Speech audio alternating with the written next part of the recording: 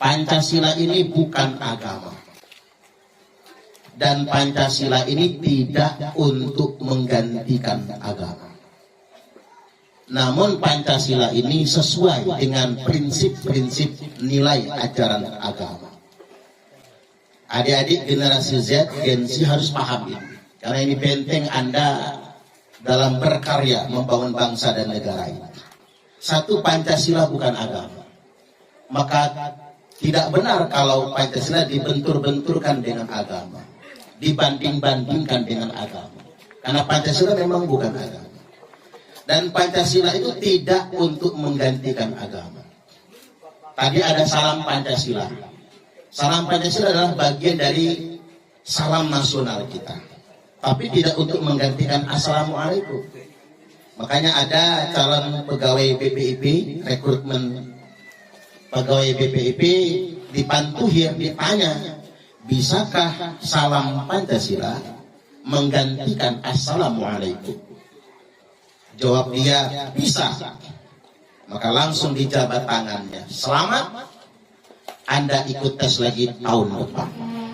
Gagal.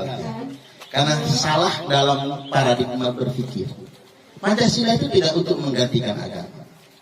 Hanya saja nilai-nilai Pancasila di 5 sila ini sesuai dengan prinsip ajaran agama. Agama apa saja. Nah, dalam konteks ini sangat sesuai dengan prinsip-prinsip ajaran Islam. Di antaranya sila pertama, ketuhanan yang Maha Esa. Qul huwallahu ahad.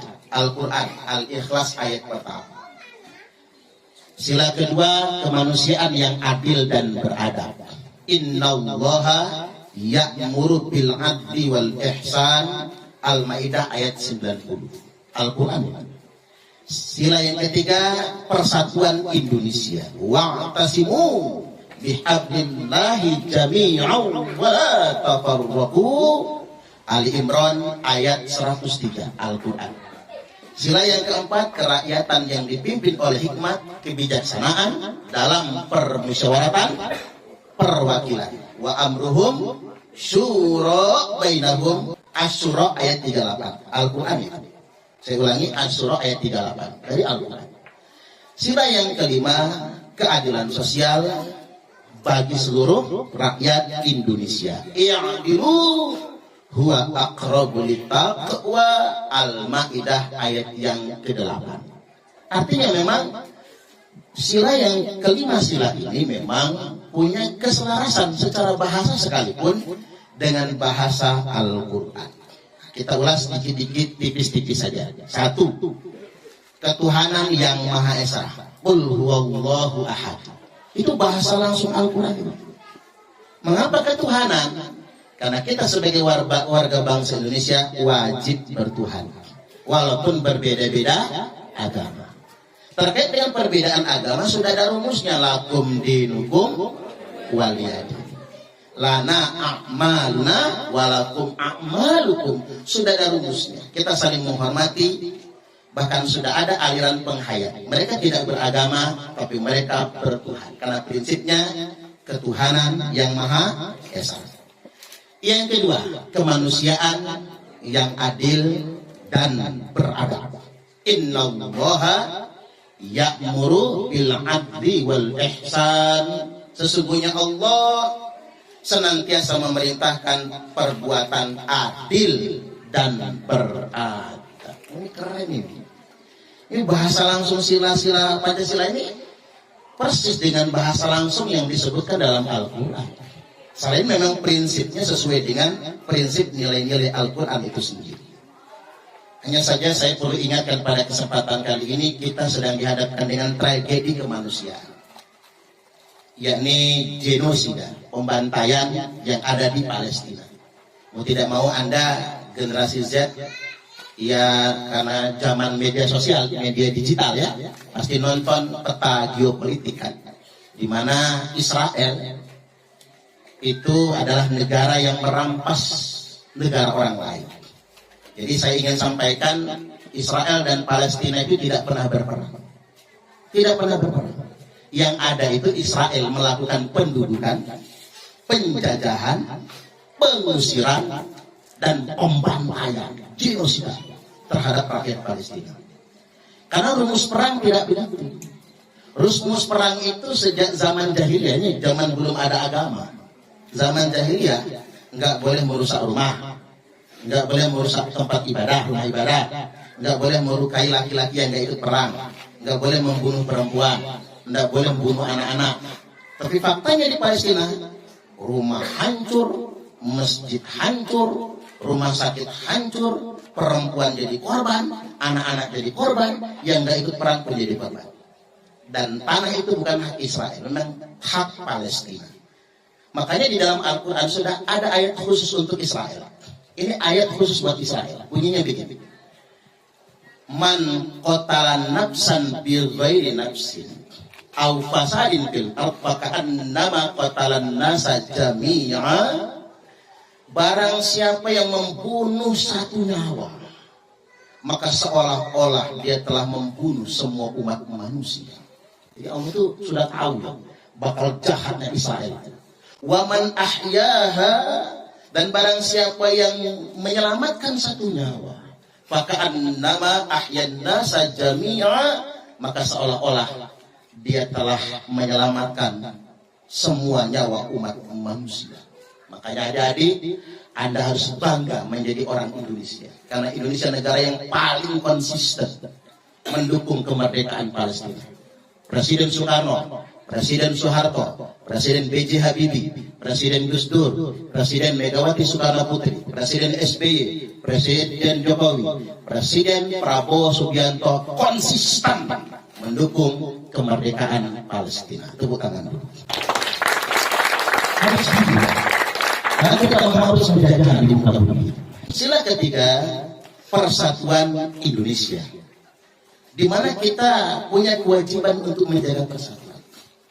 Yadullah ma'al jamaah, karena pertolongan Allah, tangan Tuhan itu, yadullah itu tangan Tuhan, itu akan membersamai orang yang menjaga persatuan dan kesatuan. Selama kita bercerai-berai, maka Tuhan tak tolong bangsa Indonesia. Tapi selama kita bersatu, lambat laun kita akan merangkak maju dan menjadi negara besar, menjadi negara terdepan. Kita bertanya dengan orang Amerika, apa kekuatan Amerika? Orang Amerika menjawab people. Kekuatan Amerika itu adalah rakyat. Kita tanya dengan Tiongkok, Cina, apa kekuatan Cina? People, rakyat. Jumlah rakyat Cina itu 1,4 miliar lebih, hampir 1,5 miliar. Kalau pakai logika orang awam, mau makan apa? Orang Cina itu mau makan apa? Saking banyaknya manusia itu, 1,5 miliar. Tapi Cina mengubah beban rakyatnya yang begitu banyak menjadi sebuah kekuatan, people. Maka Cina menjadi negara yang sangat disegani di dunia internasional. Amerika nggak berani nyerah. Kekuatan ekonomi mereka sudah mulai mendominasi dunia internasional. Kemudian Amerika Serikat. Amerika Serikat itu kekuatan ada pada apa? People. Jumlah populasi rakyat Amerika itu 344 juta jiwa. Masih di atas kita. Nah, karena kekuatan people, orang Amerika itu nggak bisa diajak. Orang Amerika itu persatunya kuat. Paling konfliknya kulit putih, kulit hitam. Tapi secara nasional, mereka adalah negara dengan people yang sangat kuat. Tidak bisa dipecah belah. Akhirnya Amerika menjadi negara yang paling berkuasa. Saking besarnya kekuasaan Amerika di dunia, makanya mereka menjajah dunia. Maka karena kekuasaan yang sangat besar inilah terjadi arogansi. Mereka menguasai persenjataan, mereka menguasai teknologi, mereka menguasai ekonomi, maka muncullah arogansi. Yang mereka selalu ingin ikut campur urusan dalam negara orang lain. Nah, terkhusus terkait dengan peta geopolitik, perang Iran lawan Israel. Dalam bacaan saya, Iran membela dia karena mereka diserang. Tapi itulah Amerika. Dia nyerang Iran, tapi dengan apa kata Trump? Kami nyerang 3 situs nuklir Iran. Tapi Iran tidak boleh membalas. Ini namanya mau nyubit, tapi nggak boleh nyubit. Mau menang dewe, sakarap awet dewe. Maunya diri sendiri. Tapi pelajaran buat anak muda apa? Mengapa Amerika bisa sangat gagah? Mengapa Cina bisa sangat gagah sekali? Bahkan Rusia tidak bisa diintervensi oleh Amerika? Karena mereka semua negara kuat. Alasannya apa? Satu, people-nya bersatu, masyarakatnya kuat. Yang kedua, sains teknologi. Makanya adik-adik, berhentilah main game online.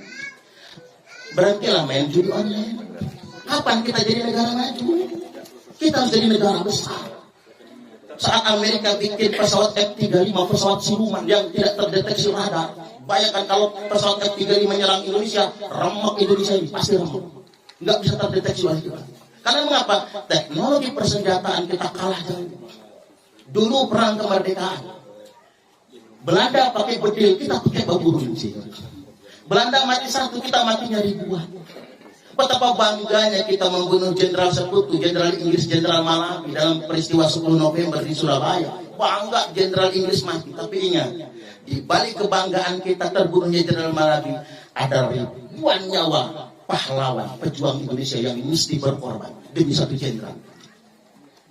Nah, adik-adik harus pintar, harus sekolah yang benar. Teknologi drone, Iron Dome, apa ya, Israel itu pesawat harus maju kita.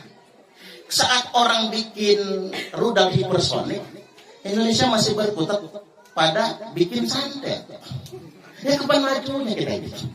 Orang ngirim pesawat nirawak, kita ngirimnya Banaspati, santet Banaspati gitu. Ya kapan mau majunya kita ini? Maka dari itu anak muda harus maju dan kuatkan persatuan, jangan pernah mau diadu domba.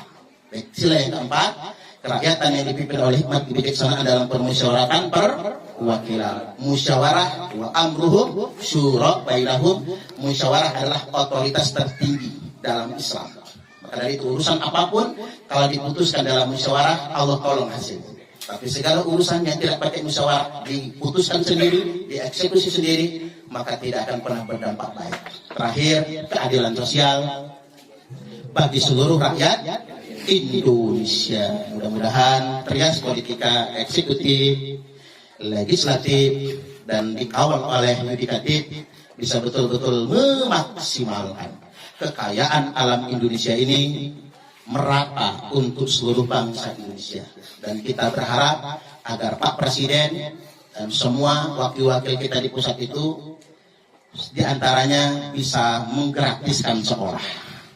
Mulai dari SD sampai sarjana minimal. Allahumma amin, amin ya rabbal alamin. Syaratnya cuma satu, kelola kekayaan alam dengan baik, semata-mata untuk kesejahteraan rakyat Indonesia. Kalau kata Mahatma Gandhi, kekayaan alam itu sudah cukup untuk memenuhi kebutuhan.